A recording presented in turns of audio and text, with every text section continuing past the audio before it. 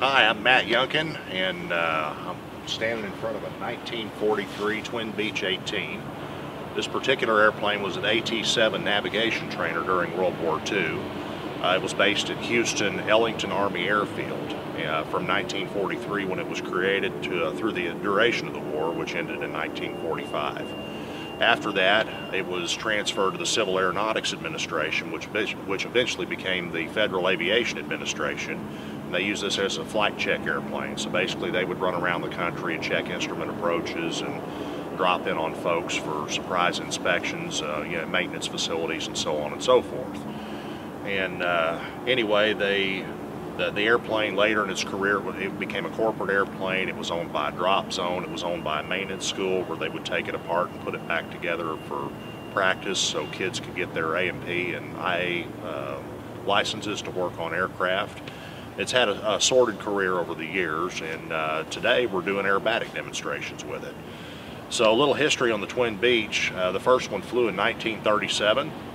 It was designed as a feeder airline aircraft to take folks from the little outlying airports into the main hubs, much like they do today, like regional jets do, where they would get on a DC-3 or DC-4 or whatever else, and then fly the longer distances. As World War II developed, the airplane was pressed into military service. And they actually built variants of this airplane that served basically every need of the war that you could get from a light transport. Some of them had a glass nose with a bomb sight, and then they had bomb bay doors, and they were designed as bombardier training aircraft. Others of them had gun turrets on them for gunnery training. They used them as VIP transports and multi-engine transition trainers, and like I said, this airplane was an AT-7 Navigator.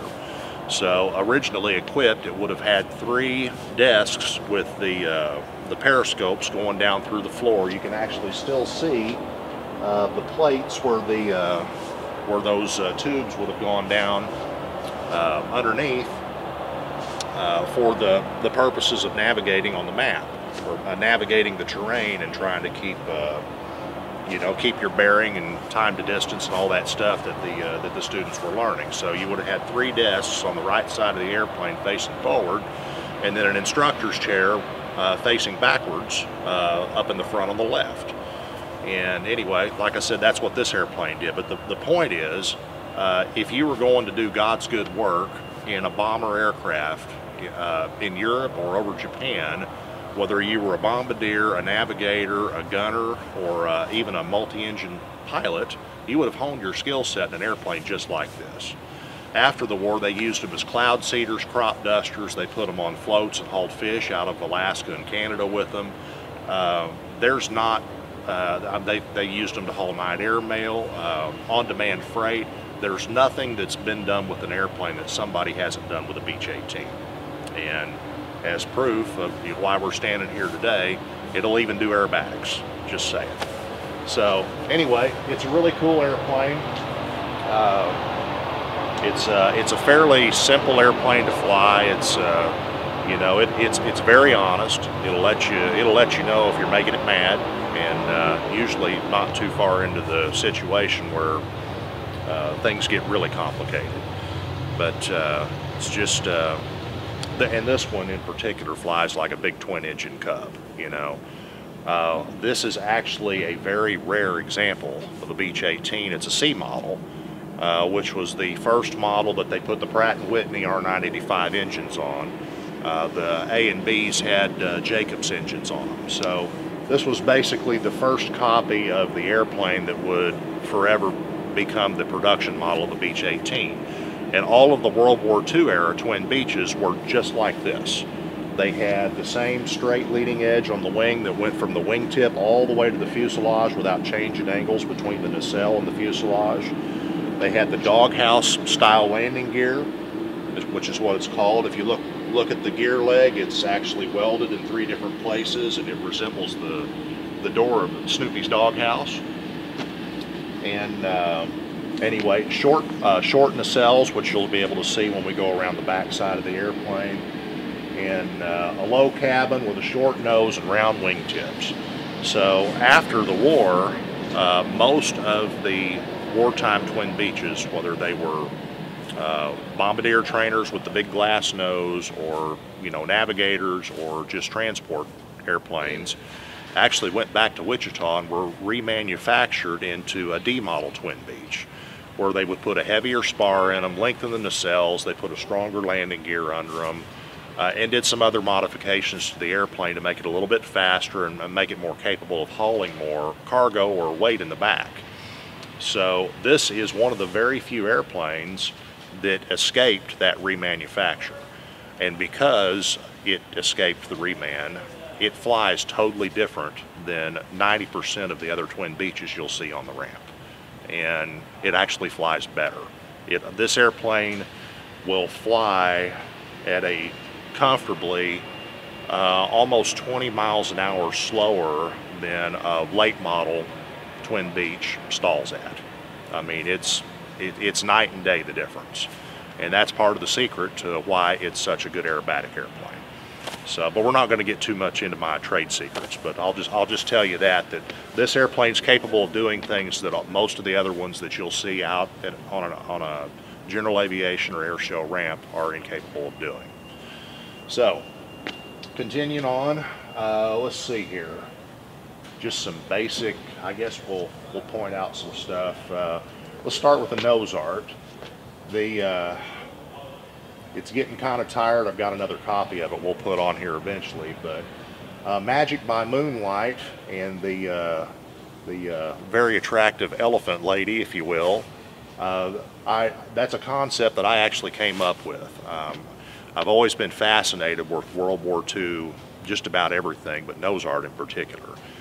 Typically the nose art on an aircraft during the war, whether it was a fighter plane, single engine, single seat fighter, or a 4-engine bomber, the drawings on the nose would reflect the personality of either the aircraft or the crew.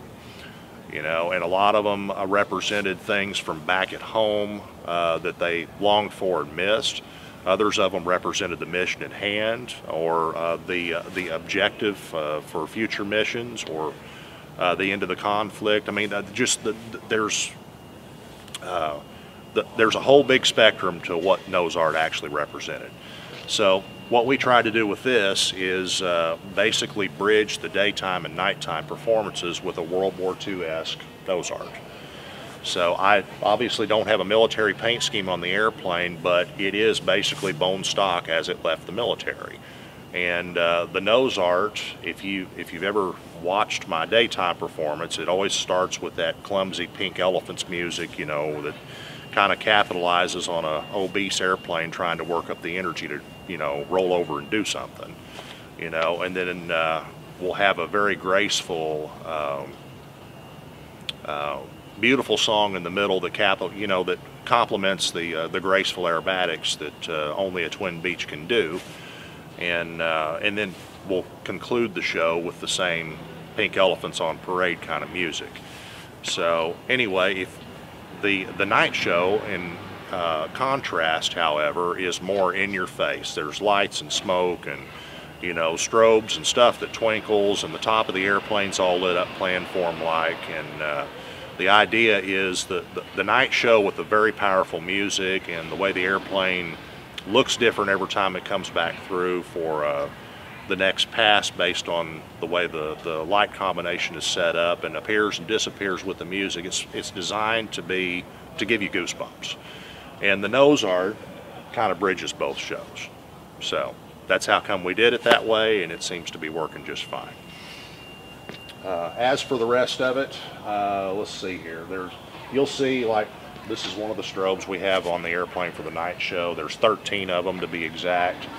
When we have our Houdini's magic box full of lights all bolted to the airplane, there's actually 49 externally visible lights on this airplane for the night show.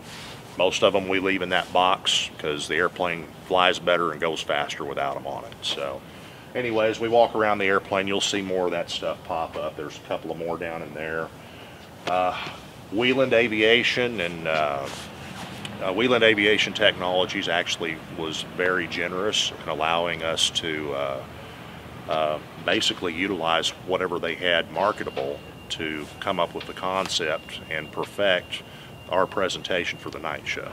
And they've been a fantastic sponsor of ours ever since. We have to thank them very much for all of the equipment over the years, and we hope that when somebody sees our airplane lit up like a Christmas tree or a UFO, depending on where you are in the country, that you know, that they think of Wheeling when they go to get a replacement for a light on their airplane that they might have at home.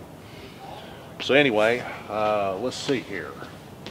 These lights up in the nose are taxi lights. The ones we have on here are actually Lapresti boom beam HID lights. But Lapresti is now a subsidiary of Wheeling.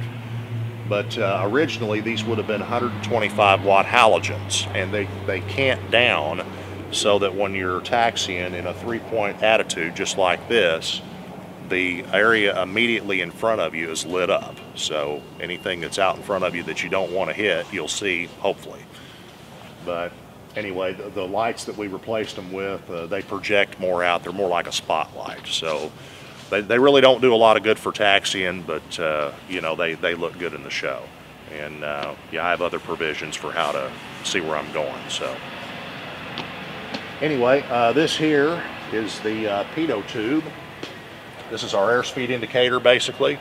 So the speed of the air that goes through this little hole ends up on a dial in the cockpit, and I can tell by looking at that gauge whether or not I've got the energy available to do whatever the next maneuver is, or I need to add some, or I need to deplete some. So the reason we have this silly looking little elephant over the pitot cover is twofold. It keeps the bugs out, you know, like a typical remove before flight flag that you see on other airplanes, but also keeps the kiddos away. If you put a flag on this, there's still a good chance that little Johnny might show up and try to do a chin up on it or whatever. But if you take a squeak toy that you get from the pet store and you put it on there just like that, he's probably going to spin it around, or maybe even, you know, leave it upside down, but that's the extent of it. And then he'll walk away, and I don't have to worry about whether or not my airspeed indicator is going to work next time I go flying. So anyway, moving on. Let's see, we'll start here with the propeller. It's a Hamilton standard 2D30, or 22D30, excuse me, hydromatic propeller. This propeller feathers and unfeathers with oil pressure being either introduced on one side or on the other side of the valving that's inside the propeller. What's really cool about it is this same concept that's on this little, what they call baby ham propeller uses, is universal through all of the much larger Hamilton standard propellers that you would see on other multi-engine airplanes in the same area. The DC-3, the B-17, the B-25, and even the Boeing B-29 that's got one of the biggest propellers ever made uses the same type of technology to feather and unfeather the propeller. So if you understand how it works on a little airplane like this, when you get in the big airplane where the parts are bigger but the concept's the same, you've got it down, which is why, again, a twin Beech was such a fantastic trainer. So anyway, the engine, as I said earlier, is a Pratt & Whitney R985. We have two of them. They make a beautiful sound. My dad always said the only thing that sounds better than a Pratt & Whitney R985 is two of them, and I think he was probably correct. It's 450 horsepower, 985 cubic inches, dispersed through 9 cylinders. And anyway, what's fascinating about the engine is when it was designed in the mid-1920s, it used every type of metal alloy that was known to mankind. Platinum had not yet been discovered, but all of the rest of them, with the exception of gold, were somewhere in this engine. So if you look down in here, we obviously don't have it, but this Pratt & Whitney badge that's on the front of our engine, originally that badge would have been gold plated so that the Pratt & Whitney manufacturing company could say that they have every element, every metal element known to man in their engine. So they put a gold badge on the front so they could complete the table. So The most important part of this engine for me, though, is this sticker right here. Tulsa Aircraft Engines has been an incredible sponsor of mine for, well, since I began doing this. They sponsored my father, developed a wonderful relationship for many years before that. That's why I wear this hat everywhere I go. You'll never see me without a Tulsa Aircraft Engines hat on. It may be black or red, but it's always going to say this on the front, because they're not only really good friends and good supporters of ours, but I couldn't do this without them. They are really the reason we've been able to keep this airplane going for this many years. So, we already talked a little bit about the landing gear. It's got Goodyear tires on it. Goodyear has also been a faithful sponsor of ours. That's why their name's on the gear door right here. And again, we really appreciate all of the support that they have provided over the years. We only run Goodyear tires on the airplanes I'm associated with, and so they're super reliable and dependable. It's been a good ride so far. Cleveland Wheels and Brakes, also a sponsor of ours. This airplane originally would have come out with expander tube brakes on it, or drum brakes if you will, that worked very well, but they were kind of a nuisance to maintain. And on top of that, because of again, this is one of the few airplanes that was never remanufactured, it required a special set of wheels, tires, and brakes initially that you can't find anymore. They quit making those tires about 40 years ago, and the brakes and all of that stuff is very hard to find, and only that type of tire will fit on that wheel that accepts that brake. So all of the airplanes that you'll see today have been updated with other types of brake systems. Cleveland Wheels and Brakes are the best you can buy.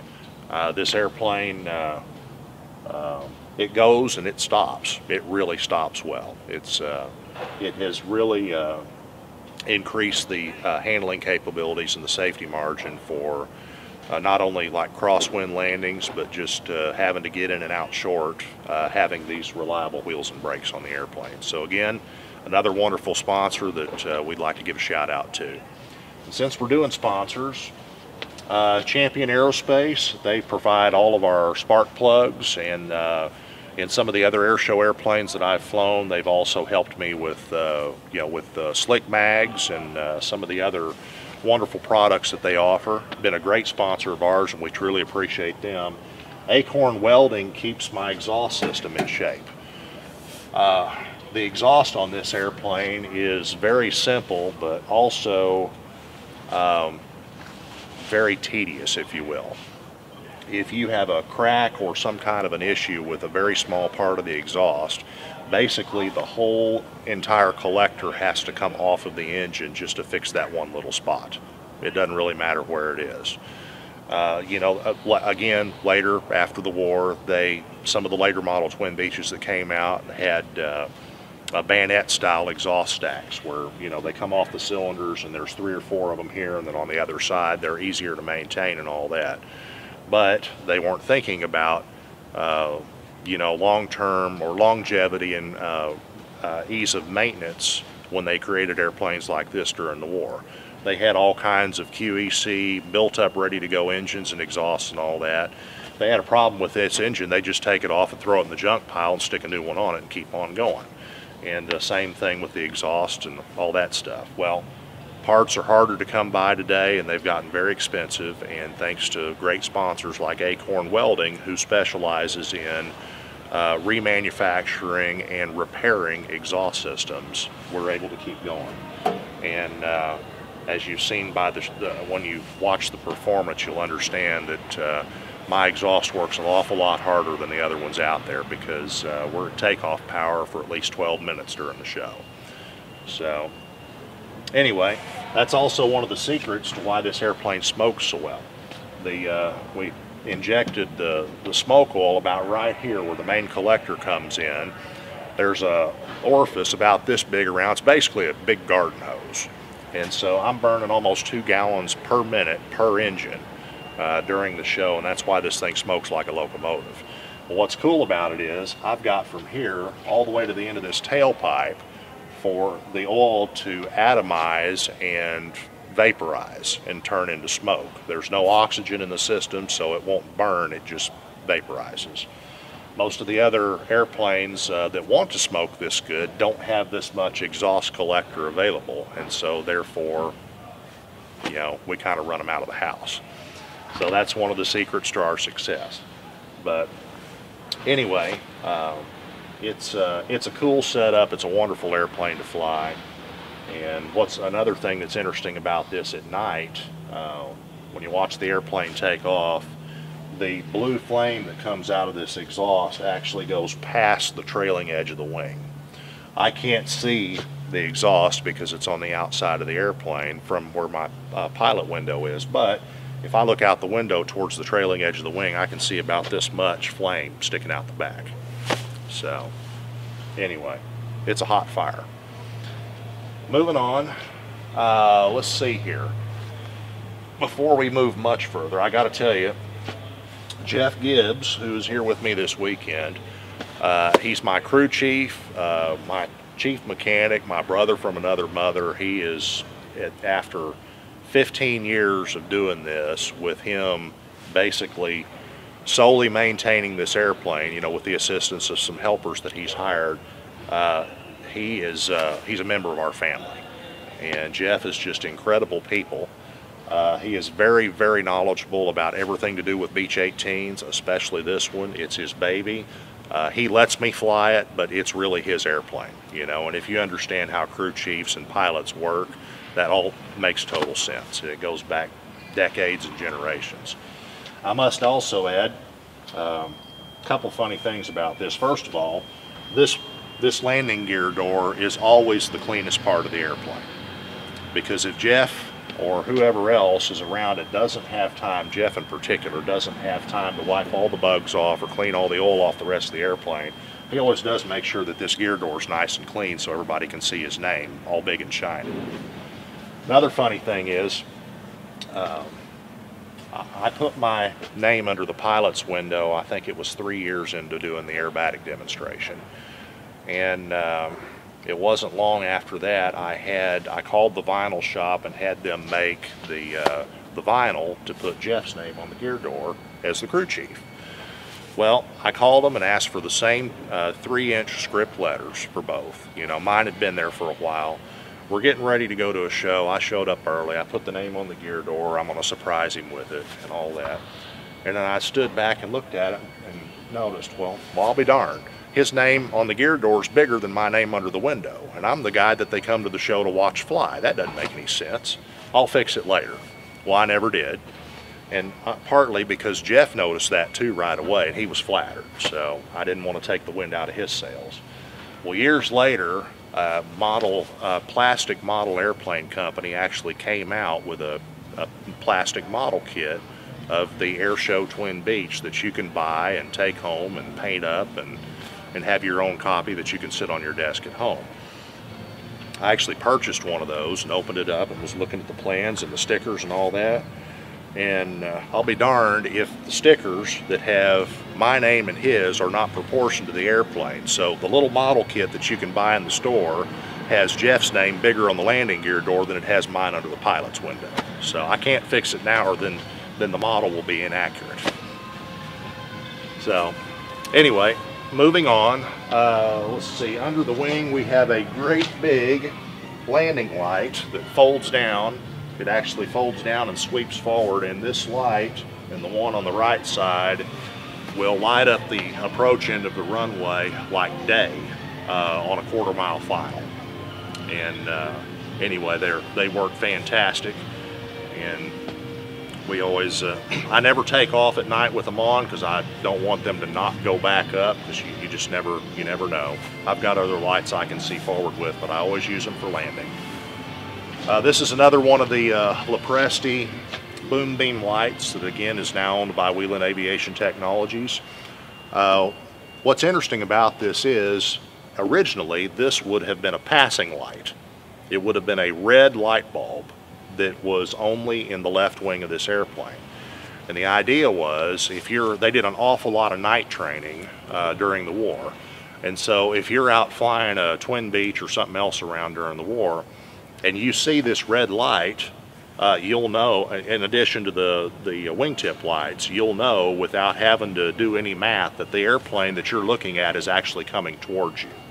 And you'd better avoid one direction or the other because you guys are eventually going to meet. However, if you see an airplane that you just see the lights and the beacon, but you don't see this bright red light facing you, you'll know the airplane's going the other direction.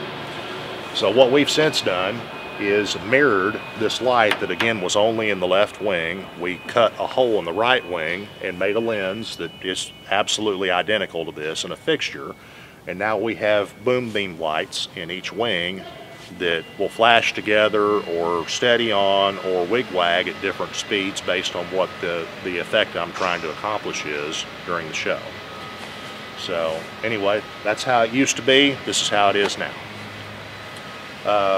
Let's see, not much interesting to talk about out here. Tie down point like every other airplane has.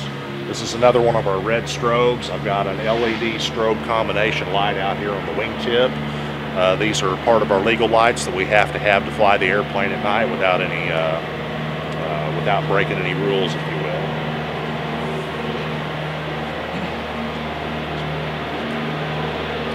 So moving back here, all of our control surfaces at this time are metallized. I am planning on putting the fabric ailerons back on it sooner than later because it does roll a lot nicer with the fabric ailerons. They're actually 15 pounds a piece lighter than these metal ones are.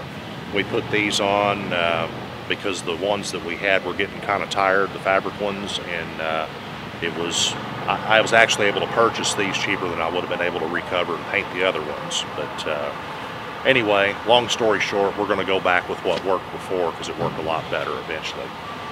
When the airplane left the factory, the flaps, the rudders, and the elevator would have all been fabric covered. They did this for two reasons. Fabric is a lot lighter than aluminum. So if you have an airplane that you can save weight on by covering the control surfaces in fabric, that gives you a better payload. It makes the airplane go faster. It doesn't have to work as hard to carry whatever the equipment or the payload that you've asked it to make happen. And the other thing is, because airplanes were made out of aluminum primarily, any place you could save aluminum on an airplane like this, you could use that aluminum to build another copy of it, or to build a bomber or a fighter. So it was also a way to save materials to prolong the development and production of the war effort. Anyway, the reason we have aluminum covered flaps, rudder, and elevator on this airplane is because smoke oil eats fabric.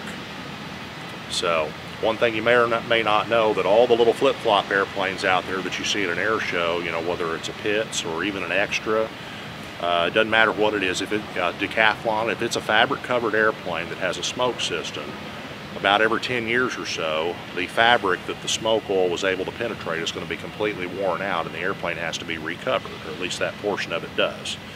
So what we have eliminated by metallizing our control surfaces is that same thing, and we found that through trial and error. All right, more sponsors. I love my sponsors. Anyway, Quality Aircraft Accessories has taken very, very good care of us over the years with all kinds of accessories, engine accessories, from prop governors to fuel pumps to tack generators and alternators and all of the stuff that bolts onto the engine that actually makes other parts of the airplane function or makes that engine function better. They've taken very good care of us over the years, and it's been an honor to advertise them. Quality is now a part of Hartzell Industries. The Hartzell Propeller people, they acquired Quality Aircraft Accessories and some of the other companies, so we're looking forward to a continued relationship with Hartzell Industries, and hope that we can do as good a job putting the word out for them as we have for Quality over the years. North Iowa Air Service is also a sponsor of ours. They give us a a very nice rate on fuel when we happen to be at one of their 3 FBO locations in Iowa, which we frequent for a lot of reasons. One of the most important is because my wife is from northern Iowa. So every time we're up there, we utilize one of their locations, and you know, the fuel price and the hangar space is second to none, and the service is just incredible. And they've also helped me out over the years with acquiring and eliminating aircraft that we've had in our fleet. Lyft Aviation is another one of our sponsors. I don't have the shoes on right now. I'm saving them till when I go fly, but they make these incredible pilot shoes that actually have these little tracks on the back of them that help with your feet, your heels on the running boards of the airplane to kind of keep they position your feet better on the rudder pedals than standard shoes do. And I know it sounds hard to believe, but it really is. And anyway, they've hooked us up with that sort of stuff, and they make everything from pilot shirts to sunglasses to aviation helmets and other cockpit fixtures and just all kinds of accessories that the average sport pilot, all the way up to corporate pilots and airline pilots, actually utilize. Apparently the new airline or corporate shirts that they've come out with are second to none in quality. So Lyft has always been a good friend of ours, and we're happy to put the word out for them as well. So True Track Flight Systems is a company that is now a part of Bendix King, which is a subsidiary of Honeywell. True Track is near and dear to my heart because my grandfather founded that company as the second autopilot company that he worked for. So my grandfather designed Century Series autopilots in the 1960s, many of which, I mean tens of thousands of which, are still flying around in GA airplanes today. And when he retired from there, he built a whole bunch of antique airplanes and some really famous replicas of air racers. And then he got bored with that, and with the help of a partner of his, founded the first digital autopilot company using solid-state gyros and digital technology for the experimental aircraft market. And because this airplane is experimental exhibition, it has to be so I can do the aerobatics with it. We were able to put a True Track autopilot in this airplane. So anyway, again, they've been a sponsor. I advertised for them for years, and even though the company is no longer a viable independent company on its own, the sticker will always be on this airplane for that reason. I'm a proud member of the Commemorative Air Force. They are not a sponsor, but I believe in their mission, and them and so many of the other flying museums that keep warbirds out in the forefront where the public can see them.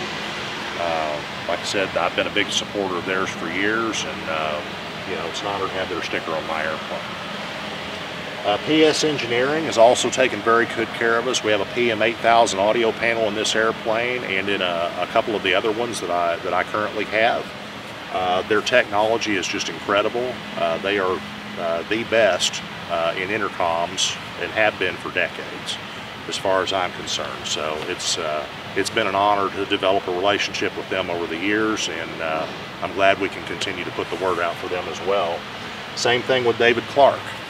They make a headset that is second to none. And I've always considered a twin Beech a working man's airplane. My father hauled freight, night air mail and freight in Beech 18 the whole time I was growing up, and that's how he put food on our table. And he always wore a David Clark headset. So typically, if you see a round engine airplane that's got grease and oil coming out of it, and a pilot that's covered in grease and oil when he gets out of it, he's probably worn a David Clark headset to get it from wherever it was to wherever it ended up. So David Clark headsets and Beech 18s have gone together for decades, and we wouldn't have it any other way. Oregon Aero, they make all kinds of fantastic items, from shoe inserts all the way up to the most incredible aircraft interiors that you've ever seen. You know, they use state-of-the-art foam for their seats, and you know, again, they do, you know, headset accessories and helmets and all kinds of incredible stuff, you know, that the average aviator all the way up to the professional could utilize in their airplane. So Organero did the seats, the cabin seats that we have in this airplane when we have them in this airplane, and the seat cushions I sit on in the cockpit are also Organero cushions. So they've been a great friend of ours for years, and we're also happy to advertise for them. Let's see here. CJ Aviation, they do fuel pumps. They've done the fuel pumps on this airplane, and one of the other airplanes I have, two of the other airplanes I have. Their electric fuel pumps are state-of-the-art, and they also do smoke pumps. And we are fixing to put a set of CJ Aviation smoke pumps on this airplane, see if we can get even more smoke out of it. And anyway, they've been a great sponsor over the years, and CJ, I believe, is also they are also part of the Hartzell family of companies at this point. So we look forward to a continued relationship with them as well. Potty Aviation Insurance, you'll notice this sticker is pretty big. There's a reason for that. They have covered the insurance on this airplane for the last 15 years. And anyway, it's a they're very much a family-oriented business, and they've been really good to work with, and really close friends of mine, and we have sent them a lot of business over the years and plan to continue and do so. But anyway, Potty Aviation Insurance, like I said, a special thanks to them as well. Apogee Investments is a fantastic company that's owned by a good friend of mine by the name of Brad Donner. They specialize in sponsoring aircraft, particularly aircraft that have been parked or derelict for many years, trying to bring them back to life. And that's another story I could tell you that's very long about another Twin Beech that's near and dear to my heart, that Apogee Investments was instrumental in actually bringing out of an 18-year slumber and back home where it belongs. But they have also been instrumental with finding some of the parts and trying to get some of the things done on this airplane. And I've known Brad for years. He's been a great friend and a great sponsor, and it's a privilege to have his logo on the side of this airplane as well.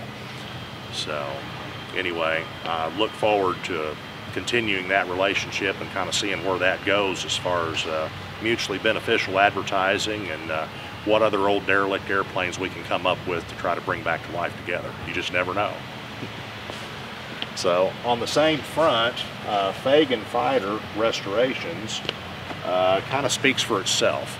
They have a fantastic museum in Granite Falls, Minnesota, where they have brought back to life some of the most incredible historic airplanes that you've ever seen.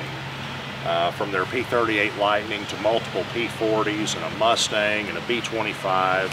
They're currently working on a Grumman, they currently got their Grumman Hellcat flying and got it back in the collection, but they're currently working on a Curtiss SB-2C Helldiver, which I've walked around it. It's incredible. It's going to be a priceless work of art when it's done, and it will be the second flyable Helldiver in the world when it flies early next year. They have helped me out tremendously with parts and other connections that I've needed to keep this airplane going.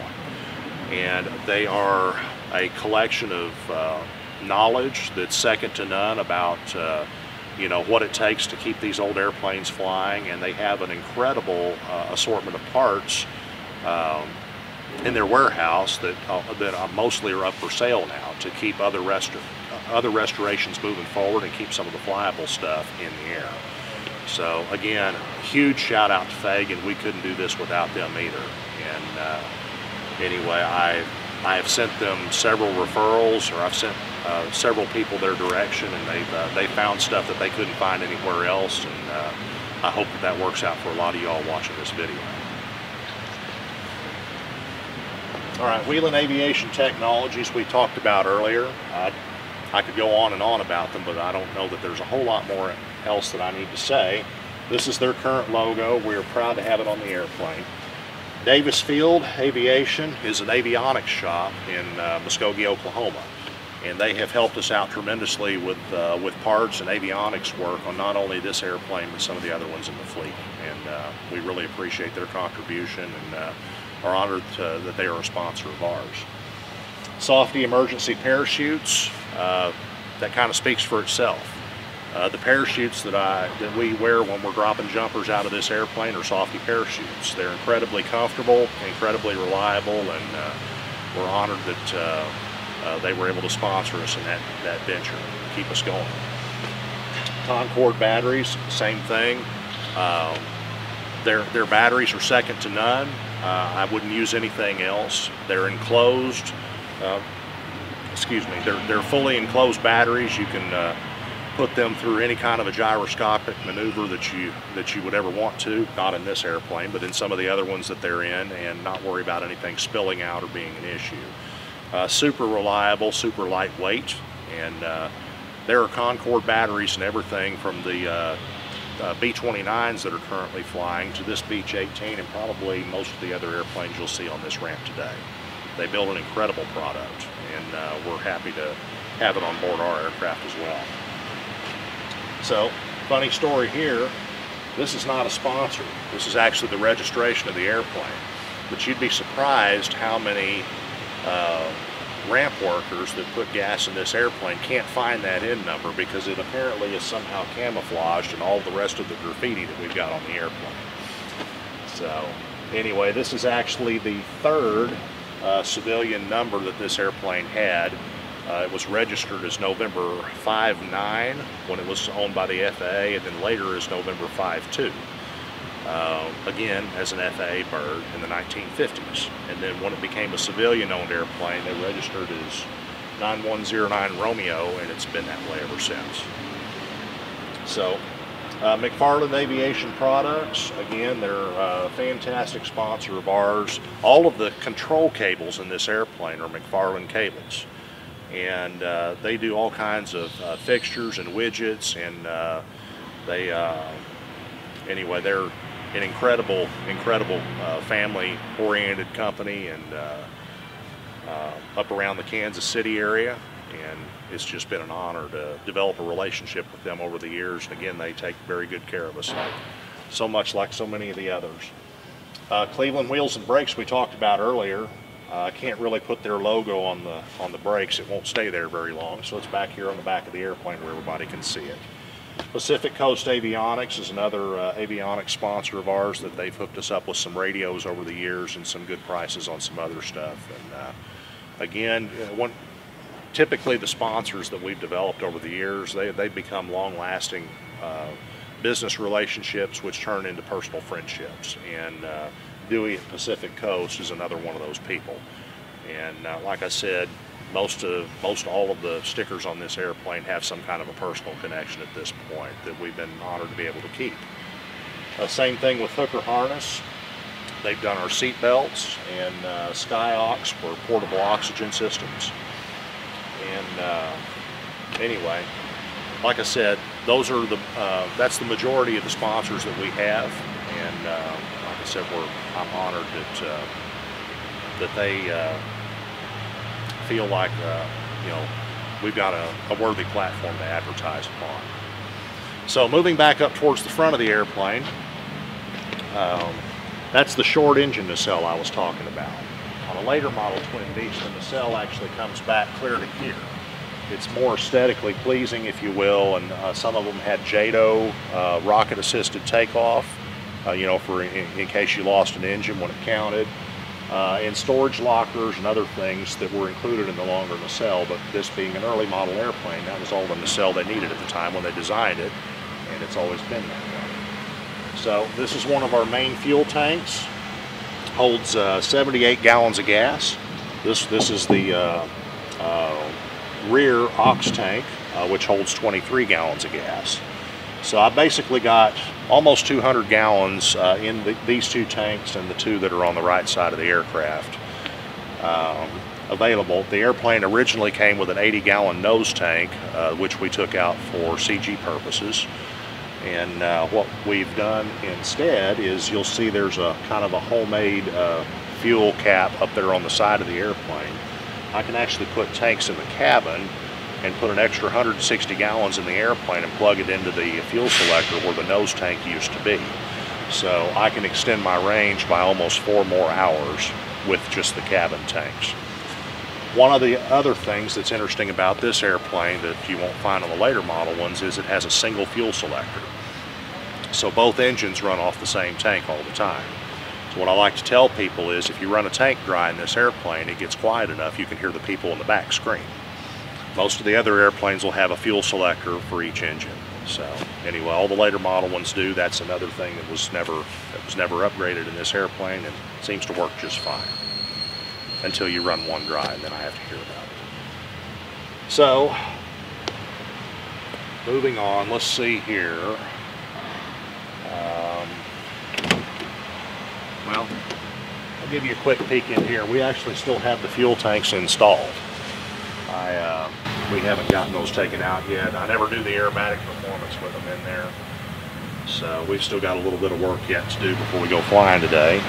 But as you can see, it's just, you know, it's a big cabin, lots of room for lots of stuff. And we bring everything except the kitchen sink with us when we come to an air show. I mean, literally, we bring tools and spare parts and a ladder and buckets and a funnel and seats and those gas tanks. So we can actually equip the airplane with 4 seats back in the cabin to do a media or a sponsor ride, or we can take everything out of the cabin and take this door off and drop jumpers, you know, or we can put those fuel tanks in it and go 1,200 miles without stopping. So anyway, it's a cool door. It's pretty basic. There's a couple of, you just pull a pin and this door pops off with these 2 hinges come undone. But the door stays open most of the time just because there's no reason to shut it. And as you can see, it's a prime target for graffiti.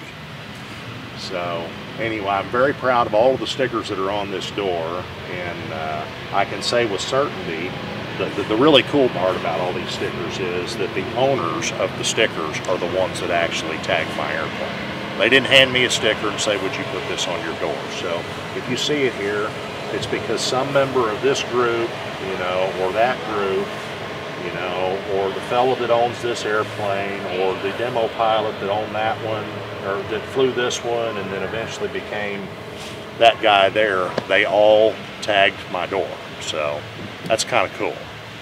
So I told you about it being experimental earlier.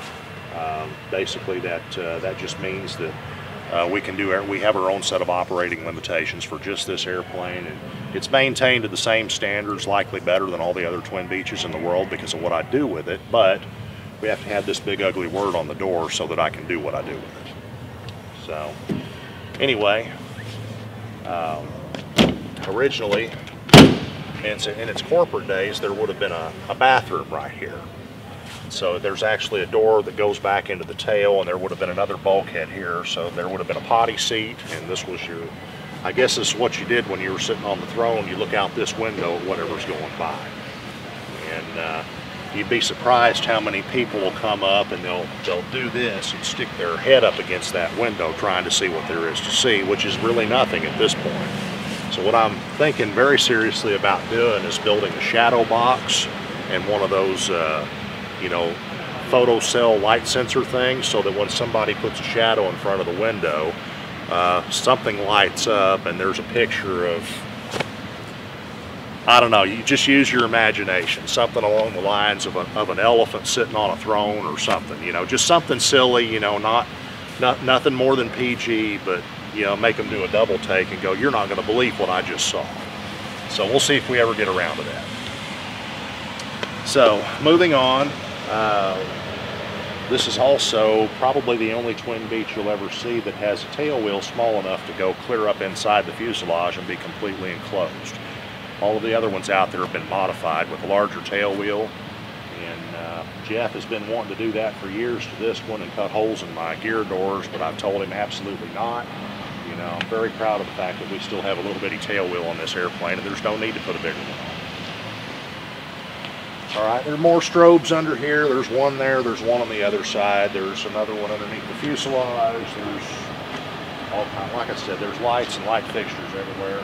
This is where the beacon used to be. Now this is basically a blanking plate that we'll replace with a cluster of lights that lights up the tail for the night show. And I think I showed you, well, I didn't show you to point this out earlier, but these rails that are in the windows, Those aren't structural. Those are to put spotlights on to light up the top of the wing for the night show. So basically, the concept is that the top of the airplane is planform, it glows in the dark, and you can see from wingtip to wingtip and the whole tail and the whole side of the fuselage and all that as if it's, you know, lit up bright as day. And then all the twinkledy stuff is on the bottom. That's done for two reasons. One, the contrast between the top and the bottom gives you an idea of which side of the airplane you're viewing as it's doing the maneuvers after dark. Other thing is for safety. I don't want to look at flashy stuff when I'm trying to, you know, build a horizon out of whatever the lights are after dark. So we put all that stuff on the bottom of the airplane so I can't see it. So it accomplishes both goals very well. Not much to see back here. One of my favorite things that I don't typically point out to most people is this fairing. So take a good look at that fairing. You see this big old crease right down the middle and where the paint's been flaking off right there. So my father was actually the one that came up with the concept for doing a aerobatic demonstration in a Beech 18. He had another airframe that he found. It was another World War II era C model twin Beech, and long story short, he pioneered the demonstration in a Beech 18 in 1987. And he flew that for 15 years before he was tragically killed in an airshow accident in Canada. Well, as I think it was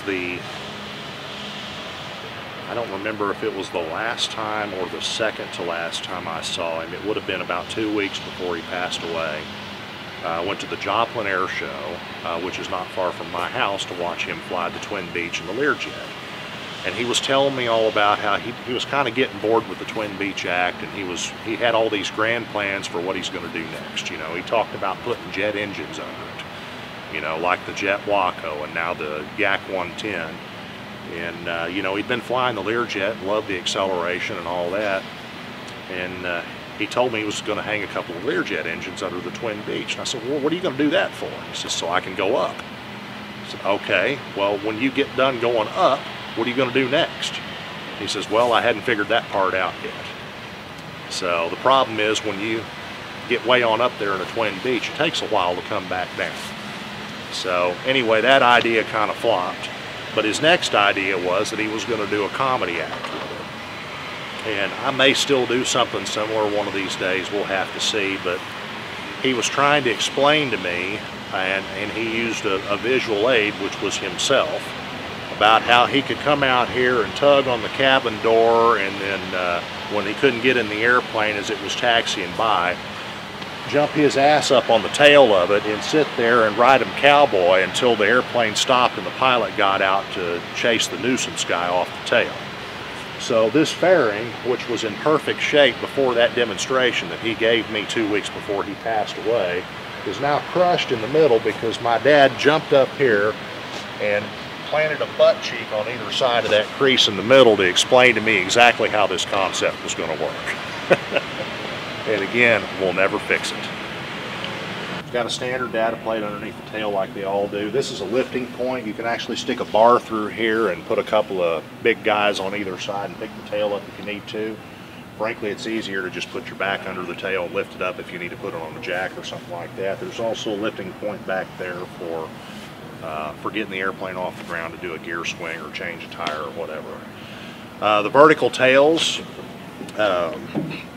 it's a neat concept, makes the airplane look really cool, but more importantly, it helps with your single engine controllability as you know, rudder control is very important. So if you put the tail behind the engine and you put two of them back here, you know, it makes the geometry work at slower air speeds and higher power settings for longer before you have a controllability issue. So it's a great concept. There's a lot of airplanes out there, you know, the B-25 Mitchell, the B-24 Liberator, the Lockheed Electras, they all have the twin tail design. And anyway, it seems to work, and again, it adds to the aesthetic appeal of the airplane. So like I told you earlier, we've got metallized control surfaces. And this airplane doesn't have a control locking system like the later model ones do, so we have homemade control locks, which as you can see are targets for more graffiti, more stickers. Anything you have, you can expect somebody's going to put a sticker on it. It's just the way it is in our industry.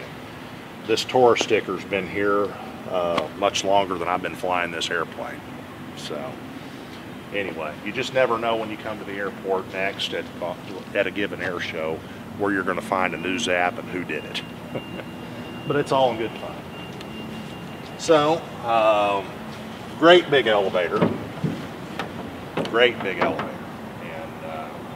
Anyway, don't know that it needs all this, but it's good to have it. You know, better to have it not need it than need it and not have it.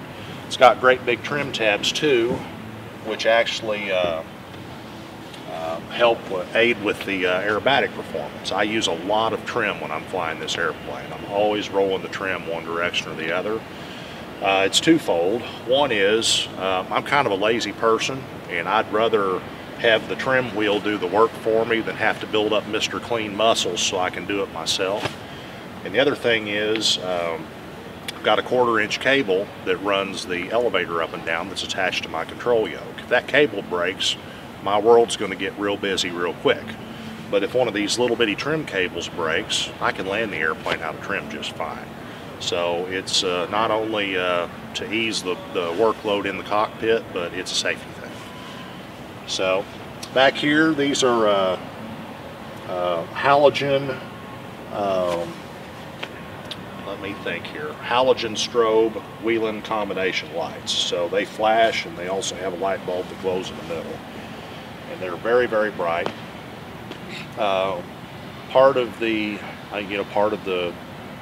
what makes the airplane successful as night is, having that rear point of reference on it, which is great.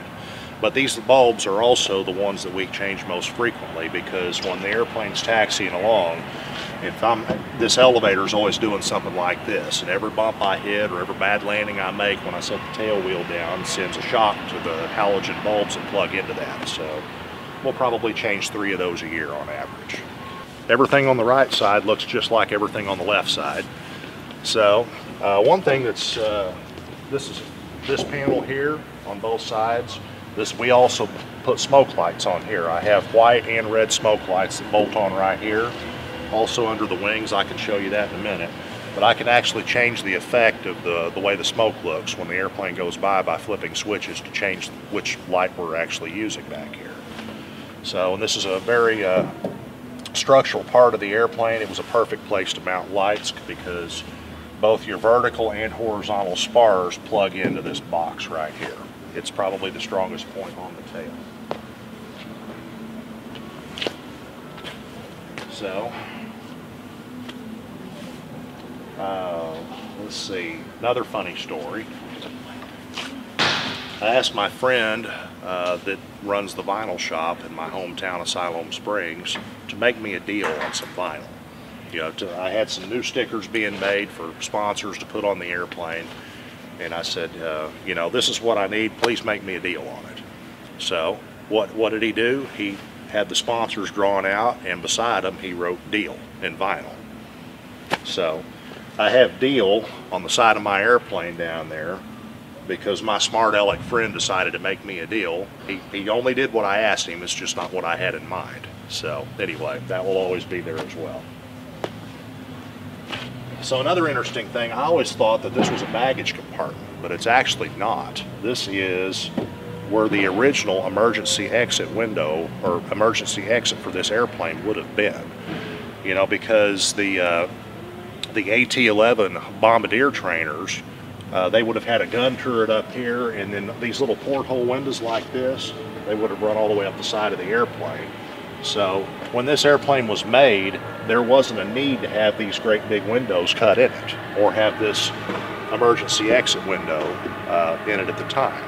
So this airplane was actually built during a transition period where they were putting these windows in some of the airplanes that were going to be factory configured, but because they were using standard parts to build all of the different variants, this airplane ended up with a tail cone on it that had the emergency exit for an airplane that would have otherwise had porthole windows going up here. So I just found that out last week, believe it or not. This is the perspective from the driver's seat. You can actually see over the nose of this airplane pretty well. The visibility is quite a bit better than most of the tail draggers out there, especially of the era this one was made.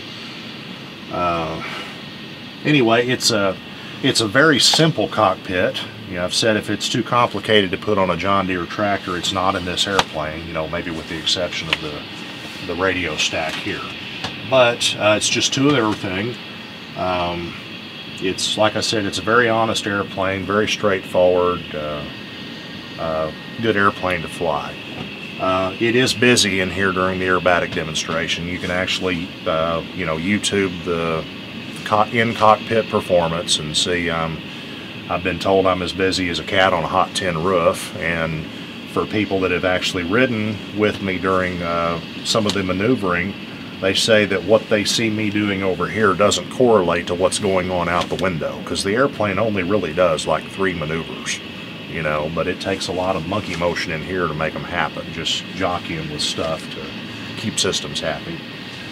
So anyway, David Clark headset like we talked about earlier. Actually have a different one that I used during the show because other than the Mustang and the B-25 that I've been privileged enough to fly, there's not an airplane I've ever been in that is noisier than this one is at takeoff power. As you can see, we don't have any insulation anywhere. It is, people ask, well, how have you modified it? Well, all we've done is we've taken all of the stuff that is not necessary to complete the mission out of the airplane and made it as light as possible. So there's no insulation in it anywhere at all. And I joke that the airplane's gotten older and fatter over the years, just like I have, because we skinnied her up and then we started adding stuff like Cleveland wheels and brakes that weigh 65 pounds more than the brakes that were on it, and all of the lights and the wiring and all of the stuff that makes the airplane you know, capable of doing the night show. And like I said, I put on some weight too. So anyway, we don't perform as well as we used to, but we still get the job done. So, moving on, let's see here. These Beech emblems I actually put on here. There weren't emblems on the control yokes when I started flying the airplane. We've made a whole bunch of improvements to it over the years, mostly in the name of safety, honestly. It went from being a daytime VFR only to you know, a night and most weather capable interceptor. You know, complete with the Garmin G5s and the 430 and the, you know, the 345. This is the PM8000 audio panel I told you about earlier that it just works second to none. This is the TrueTrack autopilot that we have in the airplane that works flawlessly. And anyway, I can shoot an approach in this airplane, or I can do a night show with it. And these are all things that it wasn't capable of doing when I first got my hands on it. So I have 17 or 18 switches and 2 rotary dials to play with for the night show. So this is my bag of tricks over here, if you will. Every set of lights that we have on the aircraft is set up on its own breaker switch. So the idea is if you have a light that shorts out, it'll only short out its own circuit. It won't short out the whole shooting match, you know, so we can continue on and complete the performance. But all of these lights are controlled by these 2 master switches. This one right here is my legal lights. So the beacons and the nav lights on the airplane that it is required to have on after dark in non-wavered airspace to be legal to fly at night, they're all on this switch. I have different switches to turn on and off individually, but they're all run through this switch right here. All of the rest of the stuff, the rotary dial stuff, all of the trick lights, from the smoke lights to the airframe lights to the strobes to all the IFF lights that are standard to this airplane all the way back to its Army Air Corps days that we reinstalled and got working properly. All of that stuff is controlled by this master switch. So the idea is, these are the smoke switches. I can when I'm doing a night show, I can reach up, I can trim the airplane to the airspeed I want for the climb out, and as the music quits, I'm actually listening to the music in the headset. When it quits, all I have to do is flip these switches off, and those two switches off, and the airplane disappears. It's gone. So, and then we reset by, you know, reversing the process, and I'll come back in, I'll turn these guys on and turn these guys out or whatever, and then when I come back in, turn the smoke on and turn these two lights on, the airplane will reappear at show center to start the next part of the night show sequence. And anyway, it's worked out great over the years. I know that it's obsolete. There's a lot of guys out there that have, you know, LED rope strip lighting that changes colors, and a good friend of mine has more fireworks than you know, than I've ever seen put on an airplane before, and he controls all this stuff with his iPhone. So he's sitting in there playing games, and then he'll say, okay, I'll ready, set, go, I'll hit this, and then he just looks out the window and flies. I'm thinking, that's cheating, you know. So anyway, every time I come by, I'll be messing with, you know, with this switch panel and this rotary dial, and then, you know, these are the landing lights. This is for the panel lights in here. I've got, you know, like I said, lights everywhere, lights in the cabin, lights galore. So anyway, that's all the night show stuff. Master switch, I've got alternators on this airplane, left and right. All the rest of the important stuff is on breaker switches over here. These are the mags, those are the fuel pumps. Anyway, like I told you earlier, I have one fuel selector. So I always run the right tank for takeoff and landing and do my aerobatic demonstration on that. The left tank is, you know, cross country for me, and then when we don't have smoke oil in the rear ox tanks, I can also use them for fuel. I've got about an hour and 10 minutes between the two when they're equipped to run fuel only. So another part of this airplane, have a toggle switch to run the gear up and down. All the later ones have a great big wheel that pulls out and goes up and then goes back in to run the gear up and down. This is old school. This is the way they did it during World War II. And instead of the big flap looking thing, I've got another toggle switch to run the flaps up and down. So one thing that Beechcraft did that most of the other manufacturers did not is they put the throttles in the middle. So I have props, throttles, mixtures, whereas in a Piper product or some of the other ones, it's throttles, props, mixtures. So that takes a little bit of getting used to when you're going back and forth between the airplanes. The other thing that's interesting, and I don't have to deal with this, but I know people that do, the gear switch is here and the flap switch is there on a twin Beech. On a Beechcraft Baron, which is built by the same manufacturer but many years later, the flap switch is here and the gear switch is over there. So you got to make sure you know exactly which one you're messing with when you go to extend or retract whatever it is. This is manifold heat, which is the same thing as carburetor heat on most other airplanes. This airplane does have carburetors. They're float carburetors, so there's no inverted fuel or oil system on the airplane. So all the maneuvers I do are on a parabolic arc and positive G. You know, if you roll upside down and push, it gets real quiet in here real quick. So these are the oil shutter doors. The oil coolers are actually so efficient in this airplane that to keep it in the green, I actually have to close these in flight going cross country because the oil will actually back down out of the green, which is a good problem to have. So anyway, this is your aileron trim. Elevator trim is right here, and rudder trim is on the ceiling.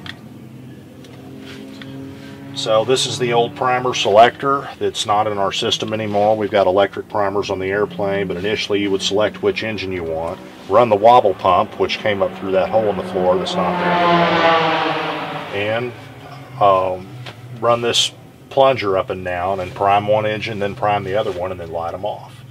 Park and brake, this is the tail wheel lock. This is very important on takeoff.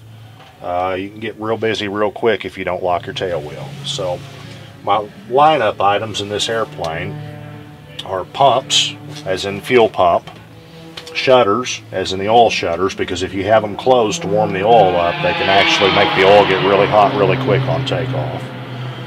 and then tail wheel, which is this, and then the trim, which is right here. And then check to make sure you're on a good tank. So pump, shutters, tail wheel, trim, because if you forget any one of those four and to be on the proper tank, it can get real busy in here real quick trying to correct the problem. So moving on, we talked a little bit about the radios. They're pretty standard. Up here we've got a whiskey compass, clock, and a G meter. This is important. When I do the aerobatic demonstration, you know, typically the maneuvers are 2 Gs, 2.5 maybe, and I'll actually pull up to 3 Gs doing a turnaround to reset to come back for whatever's next.